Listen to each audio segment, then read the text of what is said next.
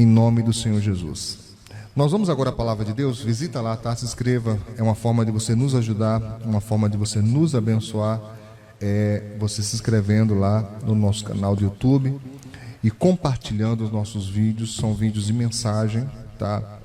São vídeos que eu acredito vão abençoar a sua vida de maneira grandiosa, em nome e para a glória do Senhor Jesus. Olha, nós temos alguns textos aqui para ler, tá? Da palavra de Deus. E hoje eu gostaria de falar um pouquinho a respeito, né, da Páscoa, da verdadeira Páscoa. O que a palavra de Deus fala sobre isso? Então vou pedir para que você abra a sua Bíblia em Êxodo, capítulo de número 12. Se você não tem muito costume, né, de percorrer os livros da Bíblia, né, você abre lá no Antigo Testamento, né, o primeiro livro é Gênesis e depois dele Êxodo, tá? Gênesis, Êxodo é o segundo livro, capítulo de número 12, capítulo, você sabe, esse número maior, e versículo são os números menores. Êxodo, capítulo 12, em nome de Jesus. Eu estou aqui, evangelista, já me coçando, né?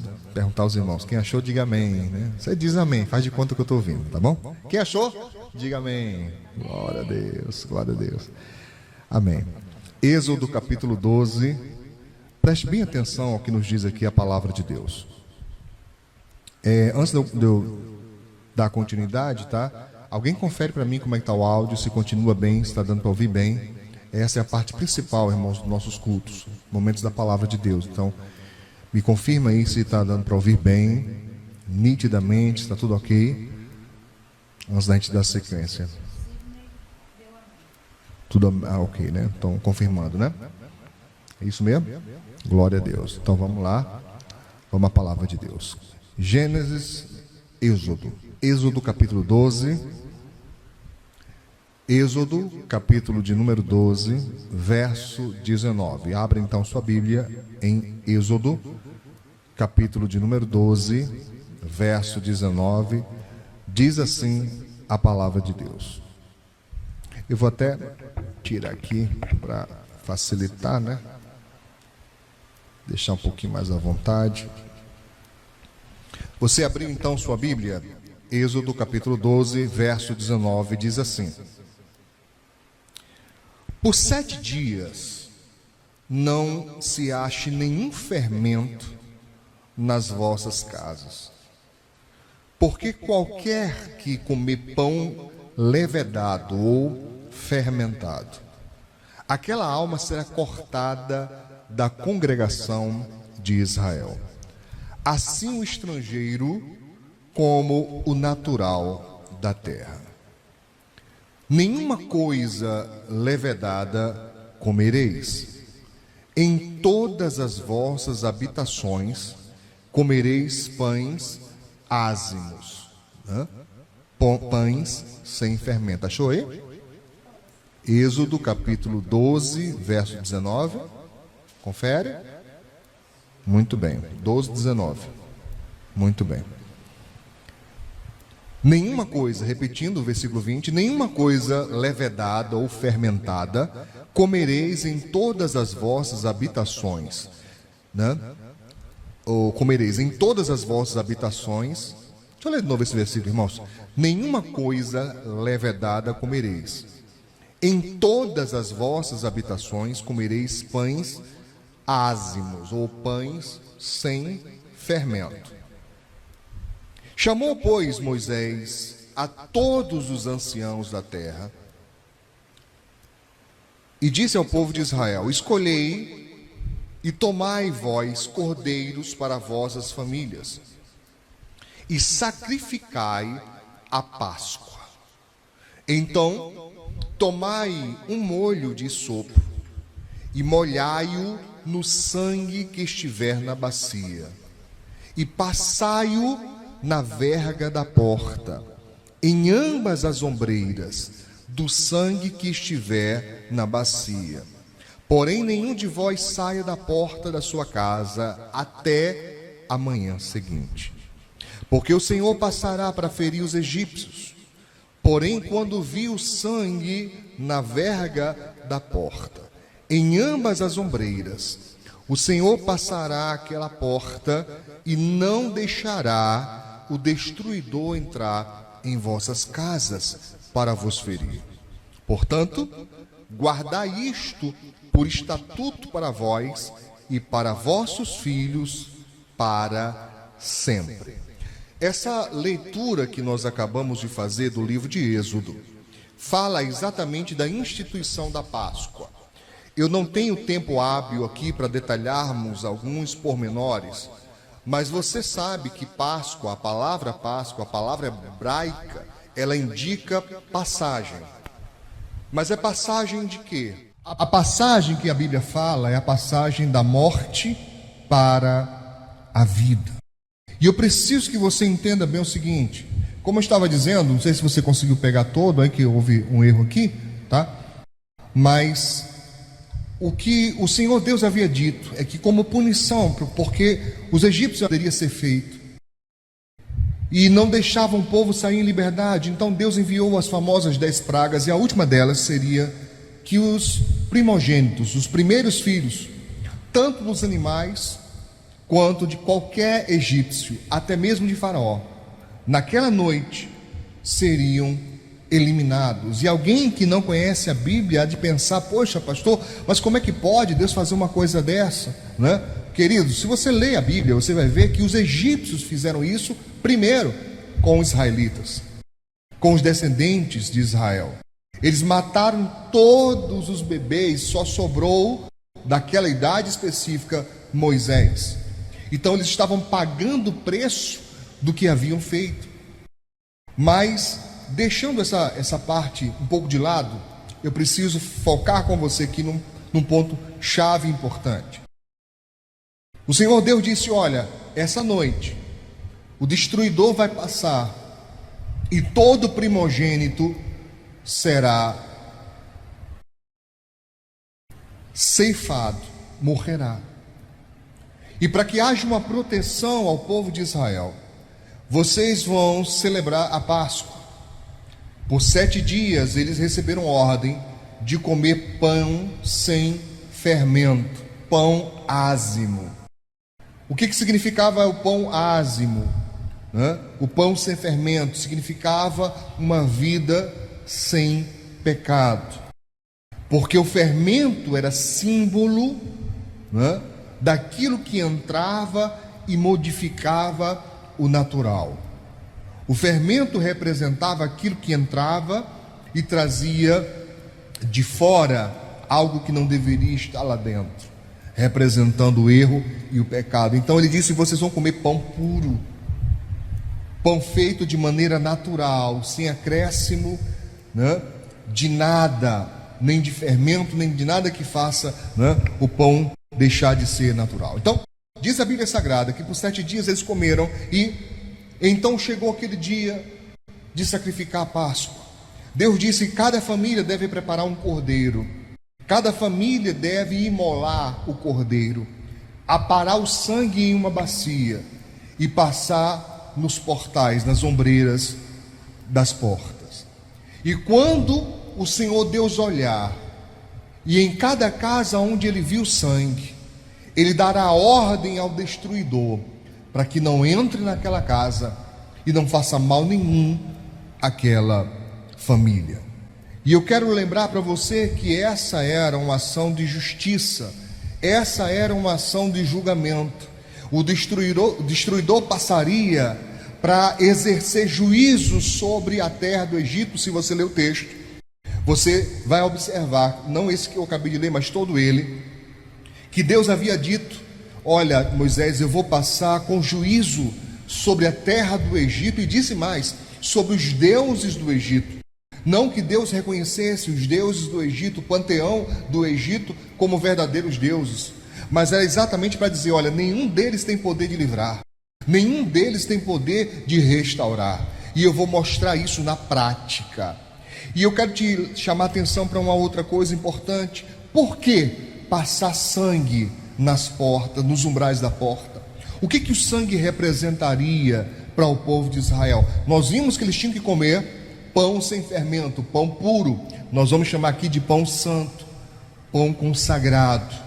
E além disso, agora eles teriam que ter um cordeiro que seria consumido pela família, e o sangue dele passado como símbolo de proteção, como símbolo de remissão, é a palavra mais correta. Eu quero chamar sua atenção então para Hebreus, lá no Novo Testamento. Se você puder, se você for bom aí de achar rápido, abra então na Epístola aos Hebreus, no capítulo 9, tem um versículo importantíssimo que fala sobre o sangue. É o verso 22. Se você conseguir achar rápido, você procura, senão você só me ouve aqui, que nós vamos ler juntos. Hebreus capítulo 9, verso 22 diz: em quase todas as coisas, Hebreus 9, 22, em quase todas as coisas, segundo a lei, se purificam com sangue, e sem derramamento de sangue não há remissão. A palavra remir significa pagar o preço. Eu não sei se você sabe disso, eu não sei se você tem consciência disso, mas o que a Bíblia Sagrada diz é que a única forma dos nossos pecados serem perdoados por Deus é através da remissão, é através do derramamento de sangue. Por favor, não confunda isso com violência, não confunda isso com assassinato ou coisa do tipo. Eu estou falando do ato exclusivo do Senhor Jesus Cristo, porque no Antigo Testamento o perdão dos pecados só era possível quando o servo de Deus apresentava ao Senhor um animal, e aquele animal era morto no lugar do pecador.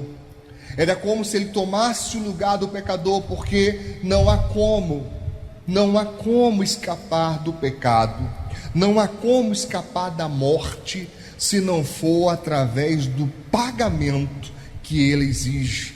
E o que a morte exige como pagamento? O que a Bíblia Sagrada diz que é o pagamento da morte? Qual o salário que ela exige? Tá? É exatamente a vida da pessoa. Há um texto mais claro para exemplificar isso. Quando trata do pecado, diz assim: o salário do pecado é a morte. O pagamento que o pecado exige é a morte. Então as pessoas andam hoje em dia cometendo tudo que Deus diz que não é para fazer. O Senhor diz: não mate, as pessoas então matam. O Senhor diz: não roube, as pessoas então roubam. Ele diz: não minta, as pessoas mentem desenfreadamente. O Senhor diz claramente: não se prostituam, e o número de prostituição é imenso, imensurável. Deus diz: não adultere, o homem não liga e adultera, homem ou mulher. E o que o homem faz é exatamente a busca do prazer. Preste bem atenção nisso, é importante para nós hoje. O homem anda em busca de prazer. Se você parar para prestar atenção nisso, você vai chegar a uma conclusão lógica. Por que as pessoas se drogam? O que buscam na droga? Nos psicotrópicos? O que a pessoa busca no álcool? O que a pessoa busca na prostituição, na lascívia? O que a pessoa busca na pornografia? Tudo isso é busca por prazer. É o que o pecado proporciona, prazer. Entenda bem, é perigoso o que eu vou dizer, e alguns pregadores, eu sei, até evitam tratar disso, se não for na igreja, de uma maneira onde a gente pode tirar dúvidas, onde as pessoas podem nos procurar ao término do culto, para poder compreender melhor aquilo que elas não entenderam na mensagem. Mas se você, eu me coloco à disposição, se você quiser tirar uma dúvida, depois você pode enviar para mim uma mensagem, tá? Que eu vou tentar te esclarecer. Mas entenda bem, é fácil de compreender. O que as pessoas buscam no pecado é prazer. O que a droga gera? Prazer. O que o álcool gera? Prazer. O que a prostituição gera? prazer e por aí afora. Prazer é o final do que o homem busca. É uma falta, é uma lacuna, um buraco que ele tem aberto na sua alma, que ele tenta preencher desesperadamente. Só que esse prazer, que a Bíblia chama de pecado, ele tem um preço, ele tem um custo, e o salário que o pecado exige é a morte. É isso que é, no final das contas, a morte. Então o Senhor, querendo nos livrar da morte, aqui a simbologia do Egito é muito clara. O Egito representa o sistema pecaminoso do mundo. Faraó representa Satanás, o inimigo das nossas almas, o inimigo de Deus e inimigo do povo de Deus. E o Senhor disse: olha, eles vivem no pecado, eles vivem para o pecado, e esse pecado exige um preço, a morte. E para que essa morte não alcance vocês, vocês precisam ter remissão. Então Deus disse: o Cordeiro vai representar isso. Ele vai morrer no lugar de vocês, para que vocês não morram. E é claro que esse Cordeiro é uma tipologia, é um tipo do próprio Cristo, o Cordeiro de Deus. Era uma representação ao que ainda ia acontecer lá no futuro, lá no Novo Testamento. E o povo então matou o Cordeiro, e comeram a carne do Cordeiro junto com o pão puro, junto com o pão sem fermento. E o sangue que foi aparado foi colocado como símbolo, dizendo: nessa casa nós cremos no Deus de Israel. E diz a palavra de Deus então que quando o anjo da morte passou ceifando as vidas, passou matando os primogênitos, em cada casa que estava marcada com sangue, ele não teve autoridade para passar e entrar, porque aquela casa estava com ordem do Deus de Israel. E ele disse: eu verei e não permitirei. É Deus que não permite a morte tomar conta, a morte reinar. Meu irmão, eu queria te chamar muita atenção, porque eu sei e imagino que alguns já estão fazendo paralelo com a situação que o mundo enfrenta.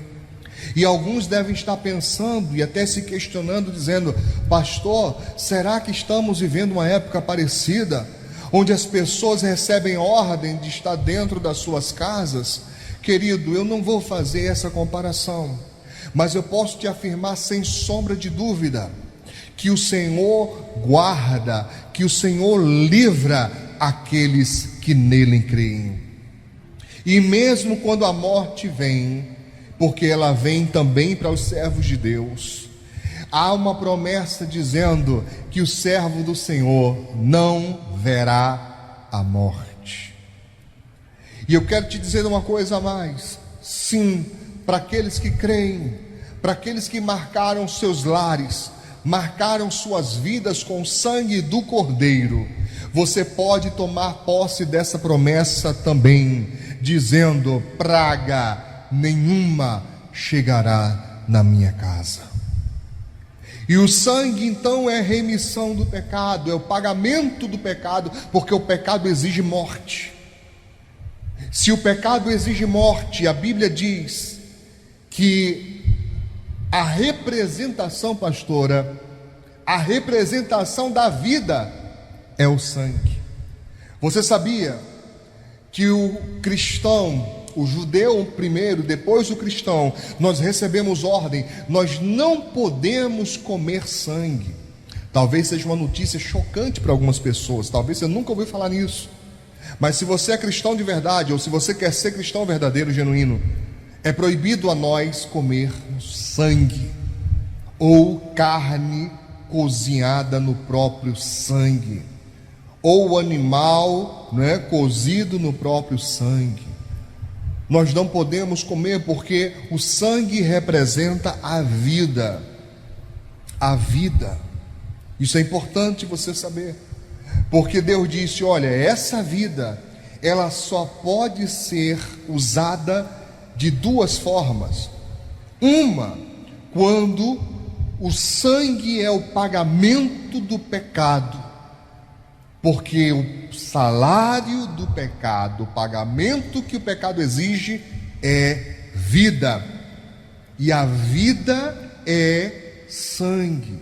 Pastor, você falou agora que o pecado exigia a morte? Claro, eu estou dizendo no sentido geral da coisa. Ele exige a morte, ou seja, o fim da vida. Então, quando o sangue é colocado, é como se ele dissesse: pronto, morte, está aí. O que você queria, está aí. O cordeiro representa que o preço foi pago. Não significa dizer que nós erramos, não significa dizer que nós não pecamos, significa dizer que alguém tomou o nosso lugar na morte. Então diz a palavra de Deus, eu quero ler também em Hebreus, capítulo 11, se você puder achar, será maravilhoso. Hebreus capítulo 11, verso 28. Aqui o escritor aos Hebreus fala sobre os heróis da fé, e ele agora cita também o herói da fé Moisés, e ele diz, Hebreus 11, 28, pela fé celebrou a Páscoa.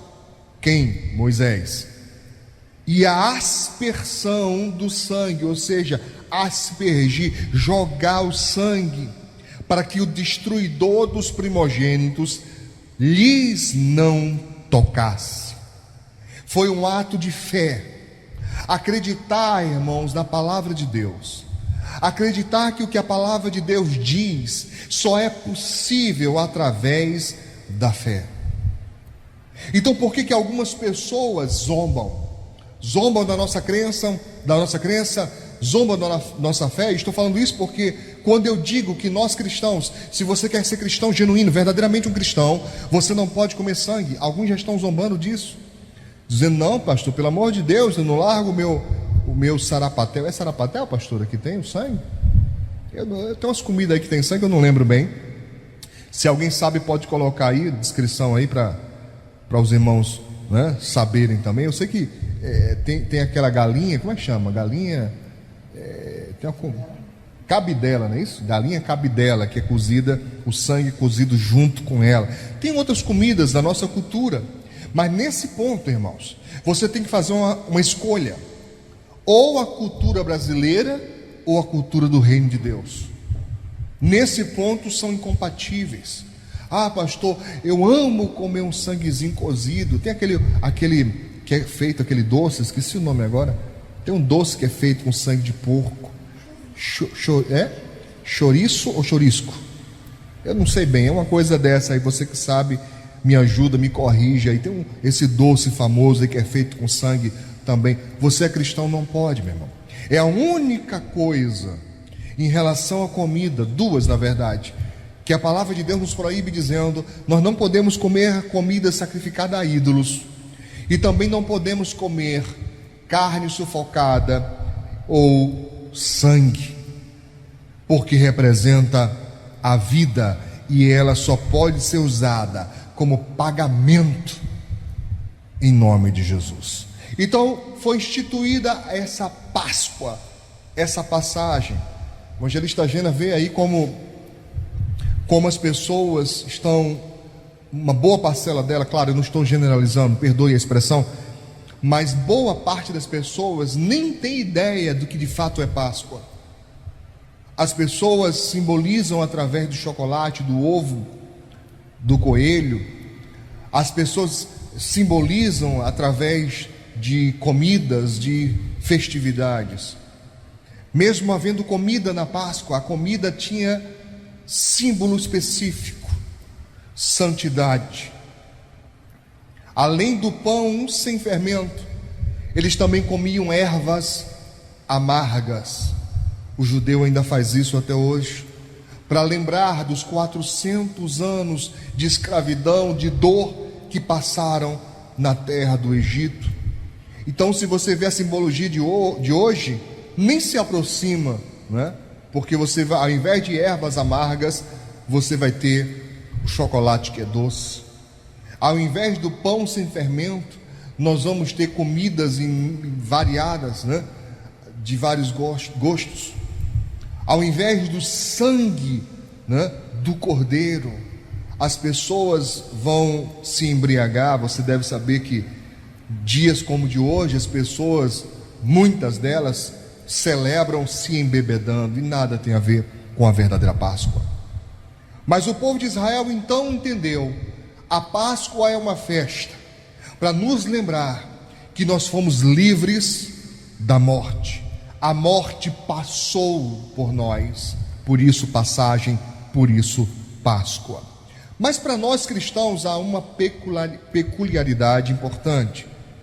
Há algo peculiar para nós que nós precisamos entender: que diferentemente do judeu, nós não precisamos matar um cordeiro, porque de fato um cordeiro se ofereceu no nosso lugar. E não foi qualquer cordeiro, foi o Cordeiro de Deus. Por favor, no Evangelho de João, capítulo 6, eu sei que nós estamos fazendo muita leitura hoje, mas é especial, é Páscoa, é necessário. Evangelho de João, capítulo 6, eu vou ler do versículo 51 até o versículo 56. É importante que você preste atenção. Diz assim a palavra de Deus, João, Evangelho de João, Novo Testamento, capítulo 6, do verso 51 ao 56, diz: eu sou o pão vivo que desceu do céu, Jesus dizendo: se alguém comer deste pão, viverá para sempre. E o pão que eu der é a minha carne. Preste atenção nisso.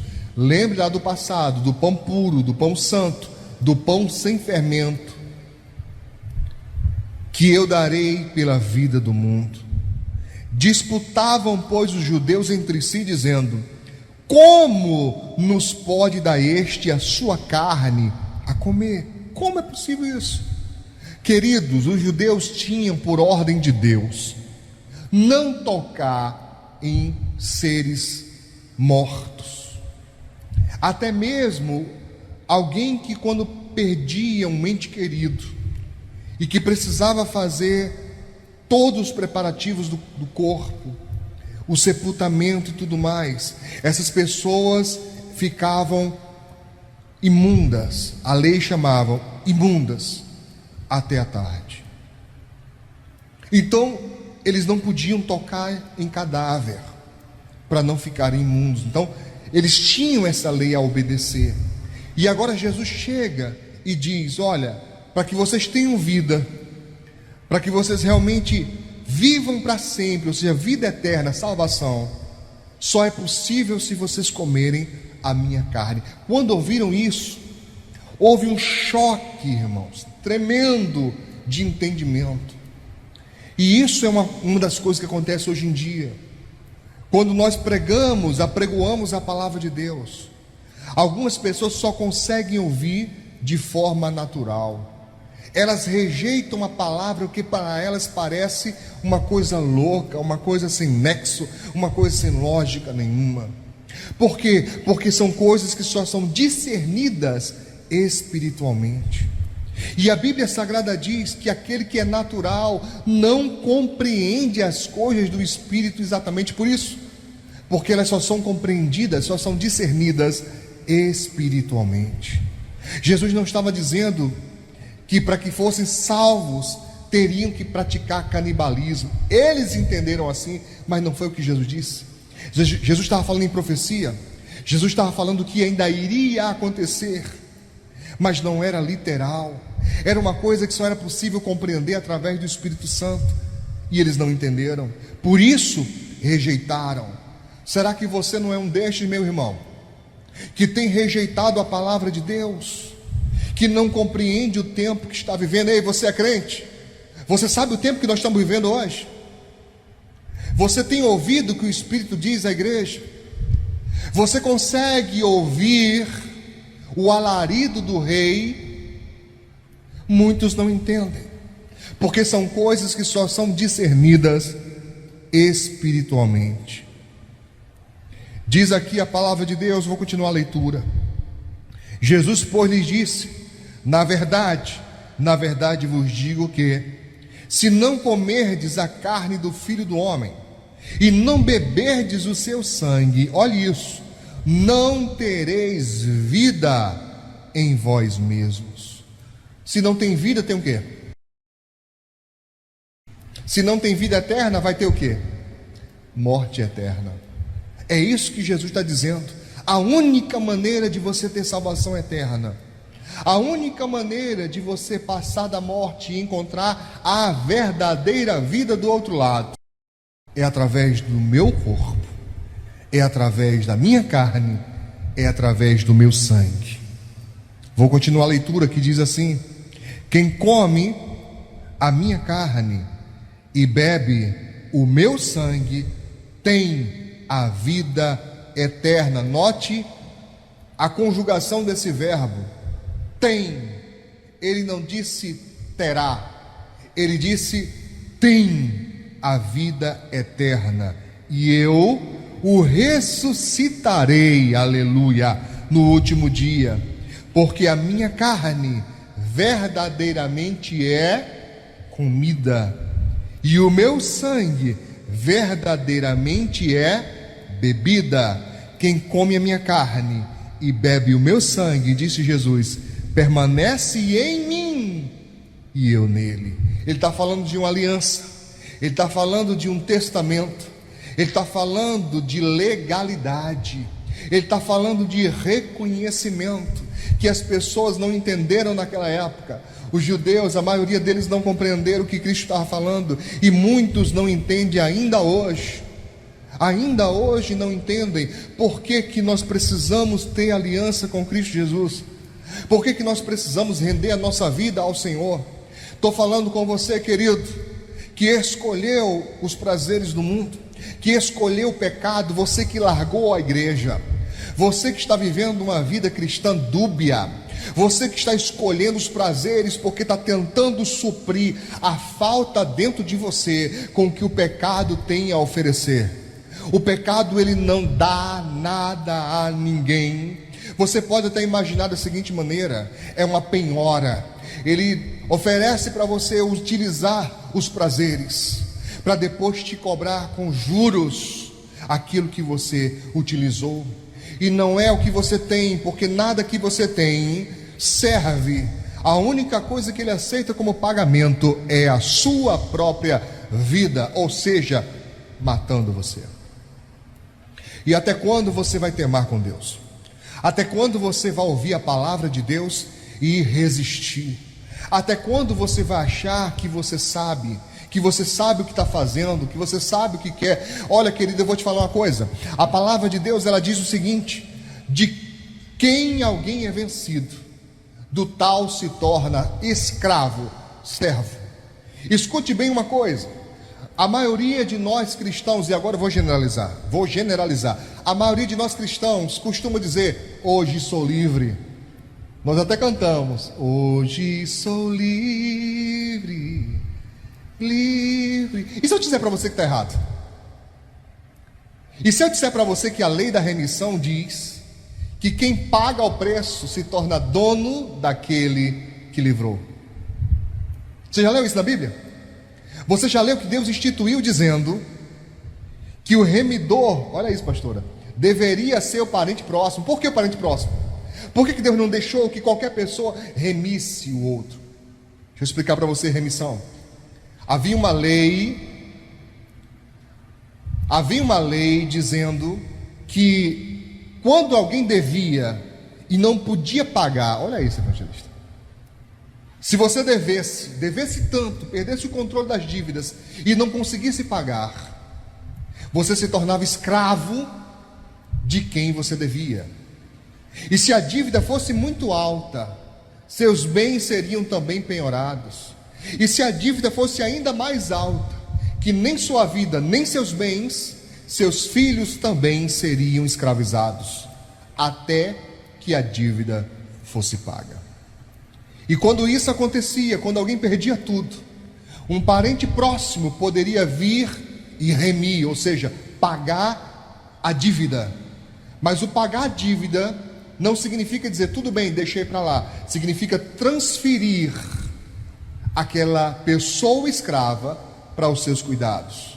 Mas como era um parente próximo, então subentendia que o parente faria isso e deixaria o seu ente querido livre. Por isso que Deus diz, o remidor precisa ser um parente próximo. Você encontra um exemplo muito claro disso na vida de Noemi, quando ela estava pobre, sem nada, seus bens estavam todos penhorados, e então veio o remidor Boaz, que casou com Ruth e pôde então assumir toda aquela dívida. Mas se você conhece a história, você lembra que havia um parente mais próximo, e Boaz disse, eu não posso ainda, porque tem o parente mais próximo, né? E quando aquele parente soube que tinha que pagar toda a dívida, ele falou, não, eu não tenho condição de arcar com isso. Então Boaz pôde fazer isso. Eu quero chamar a sua atenção para uma revelação de Deus hoje. Preste muita atenção no que eu estou te falando, querido. Quando o Senhor, Ele paga a nossa dívida, Ele torna-se nosso dono. E as pessoas andam dizendo, sou livre, eu faço o que eu quero. Sim, você anda fazendo, mas não o que você quer. Você anda fazendo o que o pecado exige que você faça. São os prazeres que você é obrigado a cumprir, a obedecer, a satisfazer, que tem mandado na sua vida. Por isso que é para você muito estranho essa coisa de ser crente. Por isso que para você é um pouco complicado essa coisa de obedecer, porque você se sente, ainda prisioneiro do pecado. Porque a pessoa que é livre por Cristo, ela entende o significado de Senhor. Por isso é que nós tratamos Ele assim. Jesus Cristo é o nosso Senhor. Nós rendemos a Ele a nossa vida, nós damos para Ele toda a liberdade, porque Ele pagou o preço que nós não tínhamos como pagar. E diz aqui então a palavra de Deus, Ele fala, o Senhor Jesus disse, olha, vem cá, come do meu corpo, bebe do meu sangue. Ele significa, ou isso significa, tenha aliança comigo, porque se você tiver aliança comigo, você vai ter vida. Sabe o que Ele está dizendo? Liberdade. Sabe o que Ele está confirmando? O que Ele havia dito anteriormente. Ele disse bem claramente, eu vim para que você tenha vida, e vida com abundância, porque Ele paga o preço. Mas olha que lindo, pastora, Ele não nos trata como escravos. Ele disse isso, eu não trato vocês como servos, porque o servo não sabe o que faz o seu senhor. Sabe qual é o relacionamento que eu quero ter com vocês? Como amigos. Eu quero que vocês desfrutem de tudo que eu tenho. Eu quero que vocês estejam na minha casa. Eu quero que vocês desfrutem do que eu tenho a oferecer, e um vislumbre muito pequeno do que Ele tem a oferecer, Ele demonstrou na multiplicação de pães e peixes. É o mesmo que dizer, está vendo? Comigo vocês não passarão fome, comigo vocês não terão miséria, vocês não terão desgraça. Eu não estou insinuando, querido, que ao aceitar Jesus você vai ficar rico. Longe disso, tá? Não estou nem insinuando isso, mas eu estou dizendo que sim, há uma riqueza infindável na graça do Senhor Jesus. Eu estou falando não de poder financeiro e monetário, eu estou falando de vida abundante. Preste bem atenção então. Ele diz aqui, olha, eu vou pagar o preço. Para quem quiser, eu pago o seu preço, para que você tenha liberdade, para que você seja livre e tenha vida, e não é uma vida que acaba. O que as pessoas mais têm medo hoje, você sabe dizer para mim? Do que elas mais têm medo hoje? De morrer. De morrer. É o que mais aflige as pessoas, medo da morte. Por que elas têm medo da morte? Porque elas não sabem para onde vão. Elas não sabem o que vem depois, e não ter controle sobre isso é terrível demais para suportar. Não saber, não ter ideia, a ciência não faz ideia do que é que existe após a morte. Não tem como. Mas o meu Senhor Jesus disse, para aqueles que quiserem, para aqueles que o aceitarem, Ele disse, sabe o que tem depois da morte? Ele diz: novo céu, nova terra. Ele disse galardão. Ele disse vida, vida abundante. Ele disse paz. E não é uma paz por ausência de guerra, é uma paz perpétua, é uma vida, sabe, maravilhosa. É isso que Ele prometeu. E o caminho agora para encerrar, Marcos, Evangelho de Marcos, capítulo 14, verso 22 até o verso 26. Ache na sua Bíblia, Novo Testamento, Marcos 14, 22 ao 26, diz: e comendo eles, agora está falando da Santa Ceia, e comendo eles, tomou Jesus o pão, e abençoou, e partiu, e deu-lhe, e disse: tomai, comei, isto é o meu corpo. E tomando o cálice, e dando graças, deu-lhe, e todos beberam.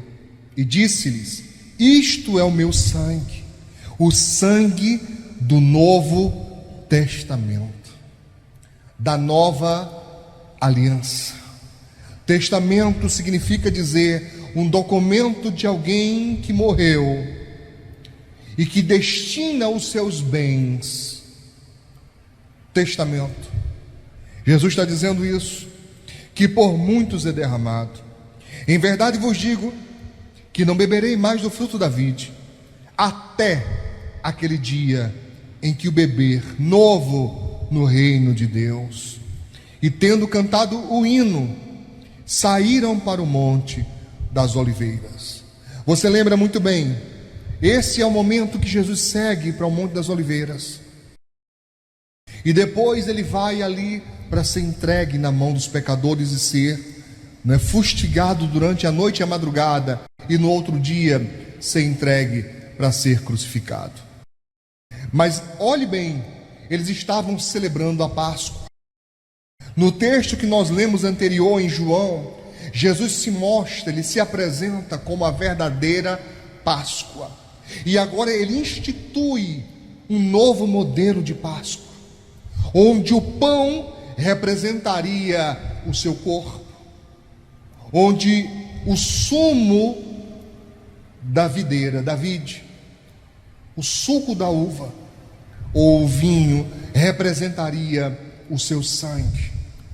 Esta é a forma de nós celebrarmos a verdadeira Páscoa, com o corpo e com o sangue do Cordeiro, com o pão e com o vinho, com o suco de uva, representando a nova e eterna aliança. Eu não sei, querido amado, se você está ou não em aliança com Deus. De praxe, eu não costumo julgar ninguém, nem sequer dizer quem pode e quem não pode participar. Mas uma coisa eu sei, queridos, é que breve vem o som da trombeta. A igreja está se preparando. A igreja tem ciência, estamos sim sendo avisados do momento em que estamos vivendo. Estamos conclamando o povo de volta à aliança com Deus. Por isso que antes da celebração da Santa Ceia, eu quero te convocar, você que está ouvindo essa palavra, você que quer agora entregar a sua vida a Cristo Jesus, você que se reconhece como um pecador e diz: olha, pastor, é assim mesmo, eu sirvo aos prazeres, eles é que comandam a minha vida, eles é que destinam para onde eu vou. Eu reconheço, estou vencido pelo pecado, estou vencido pelos desejos, mas eu quero liberdade, eu quero realmente ter essa quebra das minhas correntes. Se você quiser, querido, esse é o momento. Aí onde você está, você vai render sua vida a Cristo Jesus, e eu tenho certeza que a morte vai passar e não vai te levar. Eu tenho certeza, meu irmão, que a vida eterna te aguarda. Se você quer agora entregar a sua vida a Cristo, eu vou fazer uma oração, pessoal, comigo que vai me acompanhar. Eu vou pausadamente orar, para que dê tempo de você acompanhar essa oração. Eu queria que você repetisse palavra por palavra. Se você está se sentindo tocado agora por Deus, você vai entregar a sua vida a Cristo agora. E você que está afastado do caminho do Senhor, você que está aí largado no pecado, como filho pródigo, como filho desperdiçador, tá vendo? Desperdiçou com os prazeres, desperdiçou com o pecado, que está na lama, que não sabe o que fazer da sua vida, que não sabe para onde ir, que não sabe mais como pedir socorro e ajuda, porque você se encontra totalmente amargurado ou amargurada, porque você se encontra sem rumo, sem saber o que fazer. Jesus Cristo é a saída. O Senhor Jesus é a porta, que se você entrar, você vai sair do outro lado e vai encontrar uma nova vida. A Bíblia chama isso de pastagens, porque nós somos chamados de ovelhas. Significa dizer alimento em abundância, significa dizer cuidado. Quer entregar sua vida a Cristo? Quer largar agora a capa, como fez Bartimeu? É agora o momento, é agora a hora de você se render, de você ter paz como você nunca teve na sua vida. Agora é o momento de você ser entregue nas mãos do Altíssimo e Ele fazer uma mudança. Ele prometeu e nunca falhou, nunca descumpriu uma promessa. Ele prometeu entrar na sua vida. Ele disse: eis que estou à porta do coração, eu bato. Se alguém ouvir a minha voz e abrir, ele disse: eu entrarei, cearei com ele e ele comigo. Estamos aqui para cear. Ele te convida: vem cear, vem comigo. Eu tenho o que você procura, eu tenho aquilo que você tanto almeja. É agora o momento, querido, é agora o momento de você dar o seu passo de fé. Lembra que eu falei no início? É preciso um passo de fé, é preciso acreditar. É o momento agora de você entregar a sua vida a Cristo Jesus. Ore comigo agora onde você está. Coloque uma das mãos sobre o seu coração. Se você puder, coloque uma das mãos sobre o coração e a outra levante para o alto. Eu vou orar e você vai entregar a sua vida. Não importa para mim se você já é membro de uma igreja, mas está andando longe de Cristo. Não importa para mim se você já foi membro e encontra-se afastado. Não importa se você nunca sequer pôs os pés em uma igreja. Isso não importa agora. O importante é você entrar em aliança com Cristo Jesus, porque ele é muito mais do que uma religião. A religião não tem as respostas que a sua alma precisa, mas a palavra de Deus tem. O Senhor Jesus Cristo tem todas as respostas que você almeja. Vamos orar agora, e é momento das cadeias caírem. É momento agora de você experimentar a liberdade que Cristo nos proporciona. É momento agora da sua vida ser impactada pelo poder de Deus. Não se assombre, não se assuste com o que vai acontecer aí ao seu redor. O Senhor Espírito Santo vai te visitar nesse momento. Ele está falando com você, está convencendo você de que é necessário uma aliança com Deus. Oremos então. Você vai orar juntamente comigo. Diga comigo: Senhor meu Deus e meu Pai. Diga em nome de Jesus: eu reconheço a minha condição de pecador.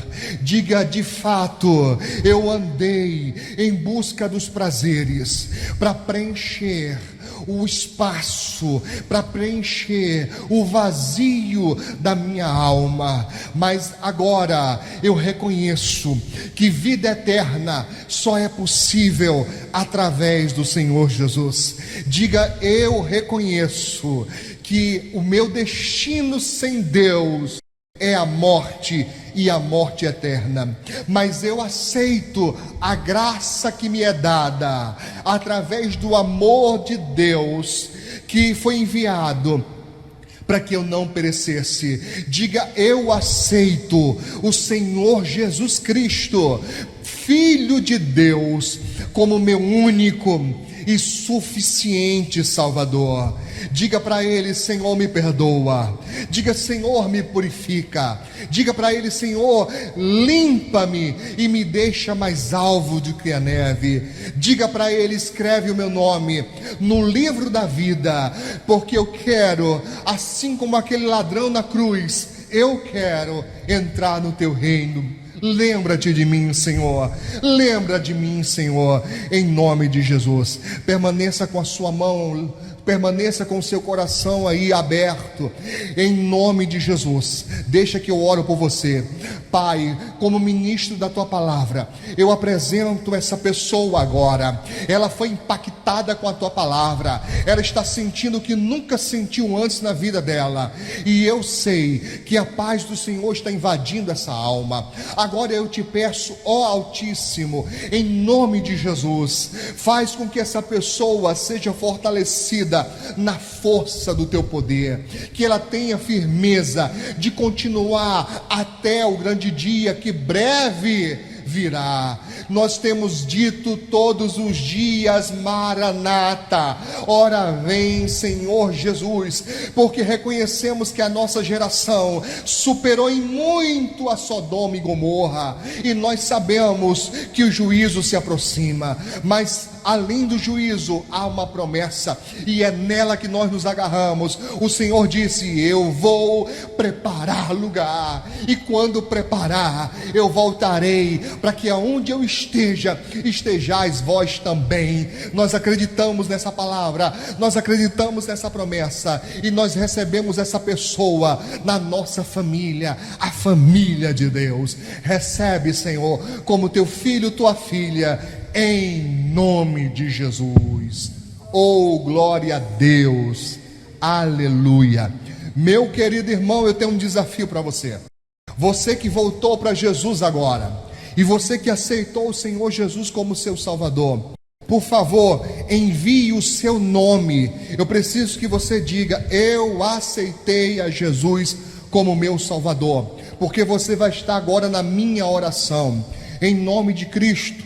Eu sou o pastor Ricardo Sabino, aqui em Natal, em Nova Natal, Rio Grande do Norte.